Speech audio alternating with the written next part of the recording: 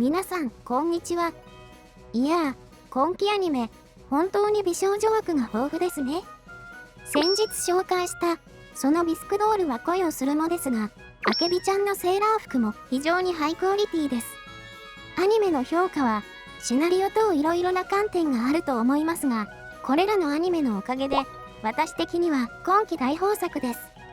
そんなわけで、本日は、週末のハーレム3話の感想です。今回は、翔太という男性キャラが登場します。過去に結構ないじめを受けていたようです。しかし、そんな彼も音楽室で田川なゆずき先生とのひとときに癒されていました。翔太は確かに辛い経験をしてきたようですが、こんな田川美人の先生とのイチャイチャは普通のリア充でも基本的に無理だと思うので、実は何気にすごいやつだと思います。誇っていい。そして、コールドスリープで眠る翔太。こうやって見ると、こいつ、何気にかなりのイケメンです。そして、目を覚ますと、彼の担当官であるカレンちゃんから、また高校に入り直そうと提案があり、転入することに。しかし、このタイトルだけ見ると、某シンジ君を思い出します。翔太は、女性だらけの学校に馴染めずにいましたが、まだ教師をしていたゆずき先生と再会し、部屋に誘われます。そして、部屋に行くと、すでに、やる気満々のゆずき先生がいました。さすがハーレムアニメ。展開が早くて大変よろしい。そして、先生からのご褒美キスから、先生主導の襲撃です。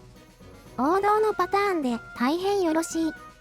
ちなみに、ここでは、無修正版ということで、先生のちょうど級の胸部走行を拝めますが、最終的にメガネを外す点は賛否両論あると思います。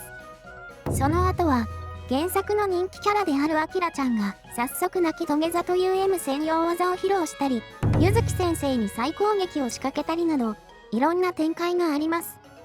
しかし、翔太、過去に辛い目にあったとはいえ、こんなに美味しい思いができるなら、もう帳消しを通り越してむしろプラスでしょう。あと、3話とセットで、2話の、超ハーレムちょい見せバージョンも見たのですが、2話で、教授がレナちゃんを襲撃したシーンの詳細や、その後のレナちゃんを加えた数名での大乱闘シーンが少し見れました。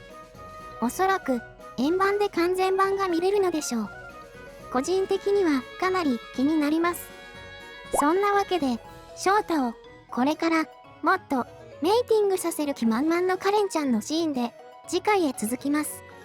しかし、欲望に正直な教授といろんなシチュエーションを受け入れる翔太に対し、今のところ一切の活躍なしのレイト。今回は一切登場しませんでした。おそらくヒロインと幸せな決闘を行うつもりでしょうが、その前に準備運動くらいはしておいてほしいところですね。そんなことを期待しつつ、続きを楽しみに待ちましょう。それではご視聴ありがとうございました。また次の動画でお会いいたしましょう。